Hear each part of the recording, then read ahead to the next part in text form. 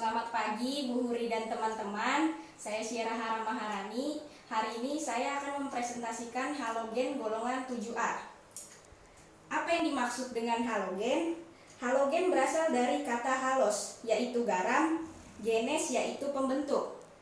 Merupakan golongan 7A, unsur non-logam paling reaktif. Tidak ditemukan di alam dalam keadaan bebas, melainkan dalam bentuk garamnya, yang termasuk ke dalam golongan halogen yaitu fluorin, klorin, bromin, dan iodin, dan juga astatin.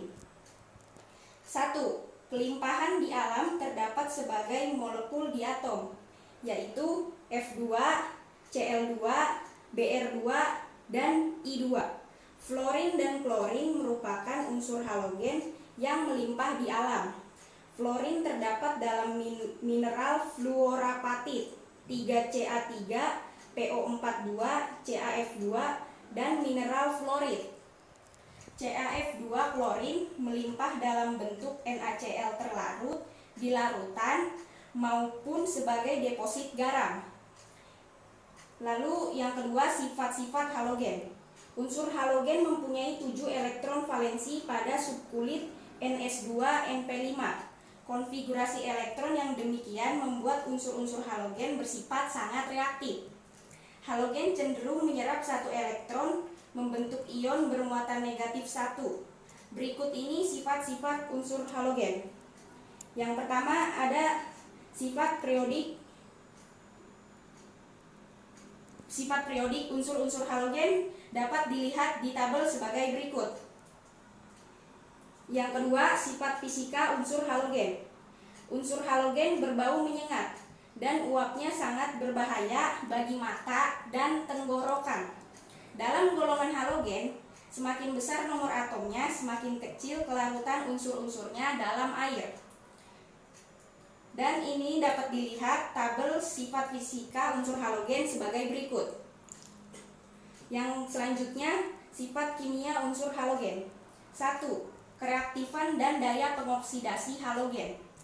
Unsur halogen merupakan unsur yang sangat reaktif dengan 7 elektron valensi, menyebabkan halogen mudah menarik elektron sehingga menjadi anion.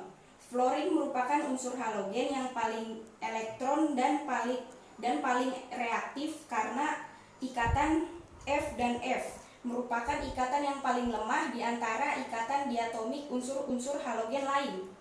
Yang kedua, reaksi pendesakan halogen. Daya pengoksidasi halogen berpengaruh pada pendesakan halogen. Halogen dengan daya pengoksidasi lebih kuat dan berada dalam keadaan bebas, molekul diatomik, mampu mendesak ion halida dari garam halida dengan gaya pengoksidasi lebih rendah. Berikut contoh reaksi pendesakan halogen. A. F2 ditambah 2KCl menjadi 2KF ditambah Cl2. Reaksi pendesakan halogen dapat berlangsung. Gas F2 mampu mendesak ion Cl sehingga fluorin menjadi terikat sedangkan klorin menjadi bentuk bebas. B. Cl2 ditambah 2KF. Reaksi pendesakan halogen tidak dapat berlangsung. Klorin dalam keadaan bebas tidak mampu mendesak ion fluorin yang terikat. Lalu selanjutnya ada sifat asam senyawa halogen. 1. Senyawa asam yang dapat dibentuk dari unsur halogen adalah asam halida dan asam oksihalida. A. Asam halida atau HX. B. Asam halida HX terdiri atas asam fluorida, asam klorida atau HCl, asam bromida HBr, asam iodida HI. Kekuatan asam halida bergantung pada kemudahan senyawa untuk memutuskan ikatan H dan X atau kekuatan ikatan HX. Dalam golongan halogen semakin ke atas ikatan HX semakin kuat sehingga menyebabkan H dan X semakin sulit memutuskan ikatannya. Oleh karena itu, hanya sedikit molekul HX yang terurai menjadi H+ dan X-. HF merupakan asam halida yang ikatannya paling kuat, menyebabkan sifat asamnya paling lemah. Dengan demikian, urutan kekuatan asam halida adalah sebagai berikut. HF lebih kecil dari HCl, lebih kecil dari HBr, lebih kecil dari HI.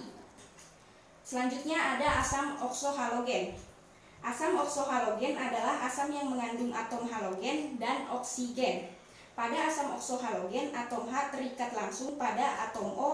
Pembentukan asam oksohalogen dari reaksi antara oksida halogen dan air. Secara umum, asam-asam oksohalogen dirumuskan sebagai berikut. Dapat dilihat dalam tabel.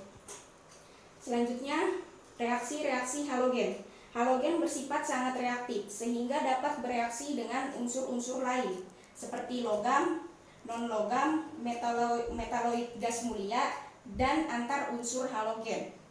Yang A, reaksi halogen dengan logam. Reaksi halogen dengan logam menghasilkan senyawa garam bersifat ionik. Semua X2 halogen bereaksi dengan hampir seluruh logam. Reaksi paling kuat terjadi antara F2 dan logam golongan 1ANX2 ditambah 2L menjadi 2LX2. Halogen logam garam halida. Yang B, reaksi halogen dengan non-logam. Unsur halogen mudah bereaksi dengan gas hidrogen membentuk senyawa halida atau HX. Fluorin dan klorin mengalami reaksi sangat cepat dengan hidrogen hingga menimbulkan ledakan. Sedangkan bromin dan iodin bereaksi lebih lambat dengan hidrogen. Berikut reaksinya: H2 ditambah X2 min 2HX, hidrogen halogen asam halida. Yang C, reaksi dengan metaloid. Unsur halogen dapat bereaksi dengan silikon membentuk silikon tetrahalida. Si ditambah 2X2 menjadi SiX4, halogen silikon tetrahalida. Yang D, reaksi dengan gas mulia. Fluorin dapat bereaksi dengan gas mulia, xenon dan kripton sesuai persamaan berikut. Xe ditambah F2 dikurang XeF Kr ditambah 2F2 dikurang Kr F4. Yang E, reaksi dengan unsur halogen. Antar unsur halogen dapat bereaksi membentuk senyawa interhalogen. XmYn, Mx2 ditambah Ny2 dikurang 2xmYn.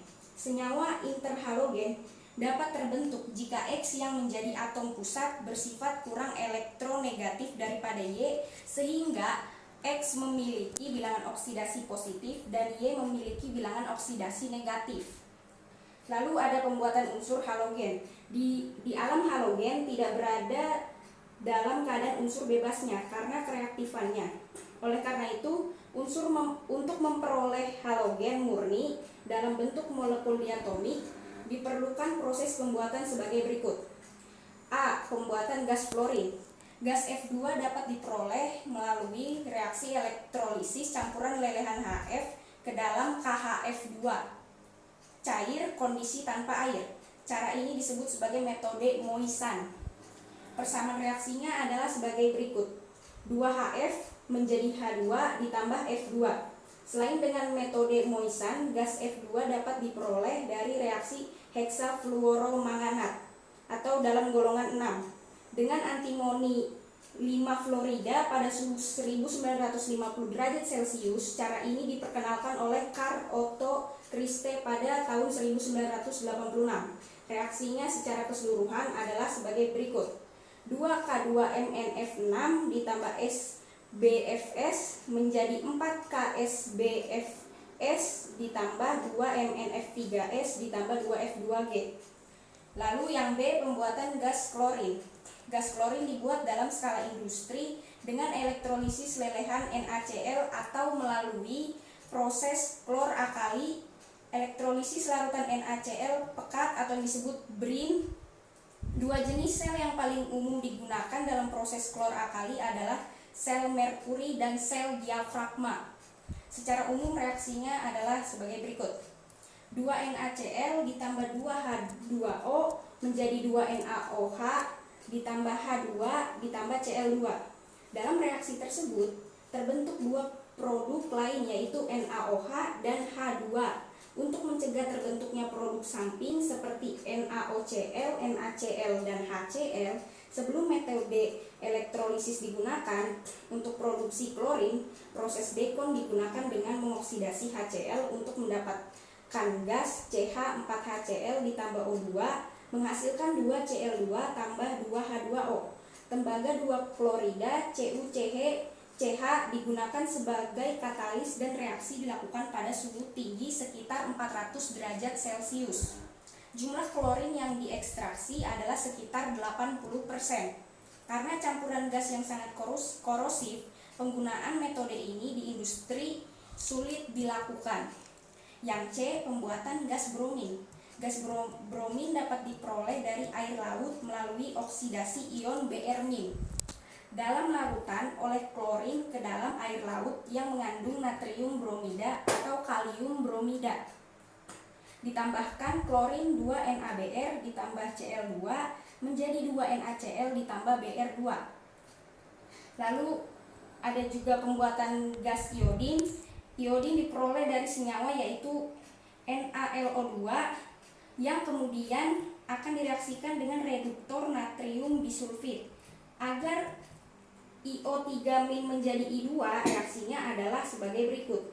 IO3- ditambah 3HSO3- menjadi I- ditambah 3SO42- ditambah 3H+. Lalu selanjutnya ada 5I- ditambah IO3- ditambah NH+ menjadi 3I2 ditambah 3H2O. Lalu ada kegunaan halogen.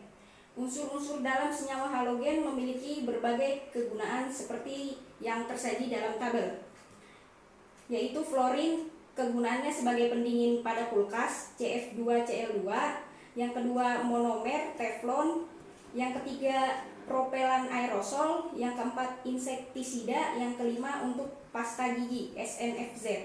Lalu klorin kegunaannya yang pertama campuran dalam kolam renang HCIO, yang kedua monomer PVC, yang ketiga pemutih bubur kertas atau tekstil, yang keempat ada garam dapur. Lalu bromin kegunaannya yang pertama proses röntgen, kedua film fotografi, yang ketiga obat penenang ringan atau NaBr. Selanjutnya yang terakhir iodin kegunaannya sebagai satu antiseptik, yang kedua reagen iodin untuk mengidentifikasi amilium, yang ketiga garam mejabriodium. Sekian presentasi dari saya. Kalau jika ada kekurangan selebihnya saya mohon maaf. Wassalamualaikum warahmatullahi wabarakatuh.